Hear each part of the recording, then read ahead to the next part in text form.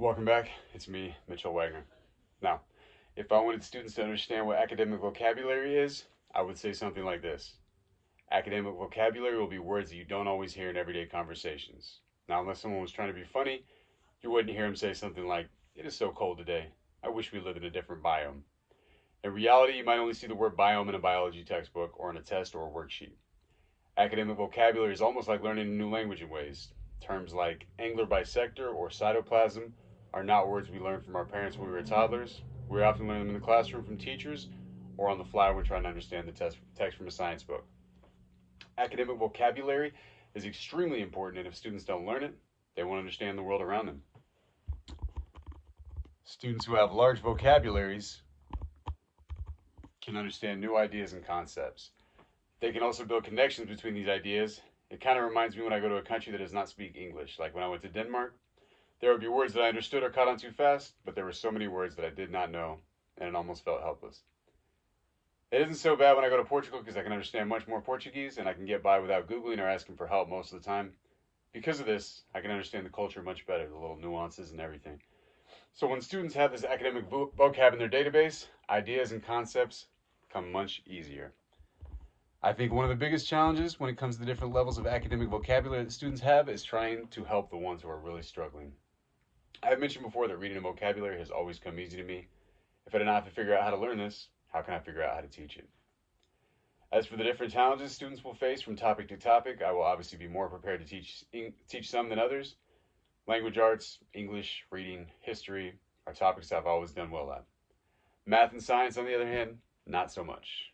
There are many strategies that teachers can use to help students improve their vocabulary and reading skills.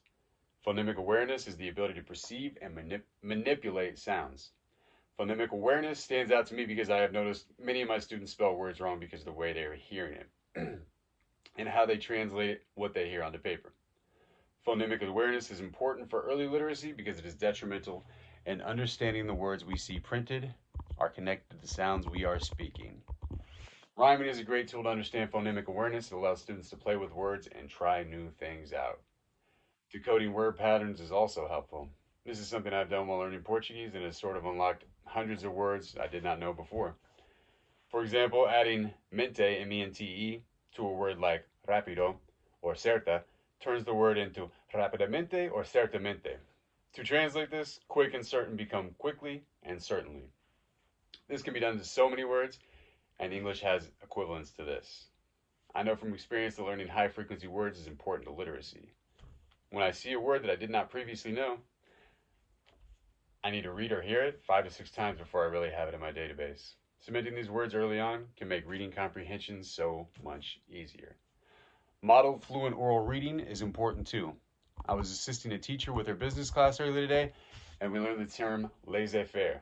I remember reading this word multiple times in high school and throughout life, but I never knew how to pronounce it until this morning when the substitute told me how. If students do not hear the words, many times they will not know how to pronounce it themselves. I know it is important to teach multiple texts on the same topic as well. Even if I see a new word in one context, will it mean the exact same in another context? If I see how a word fits into different scenarios, we can understand it better. Summarizing text is important too. I can remember in the past having to read a required text. Now, if the topic wasn't interesting, I probably did not take much away from what I read. On the other hand,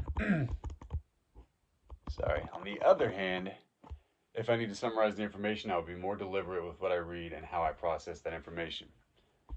Now, it was mentioned that many of the state mandated assessments that students take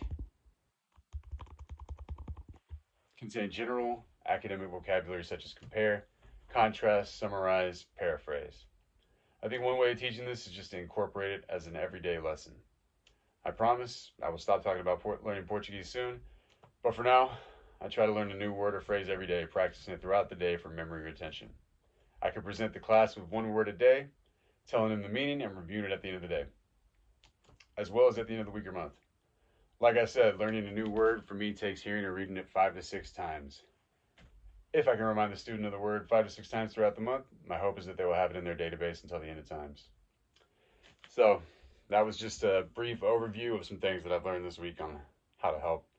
And I hope to continue to learn more, as I'm sure I will, and through my career, and help students progress. So Thank you. Have a great day.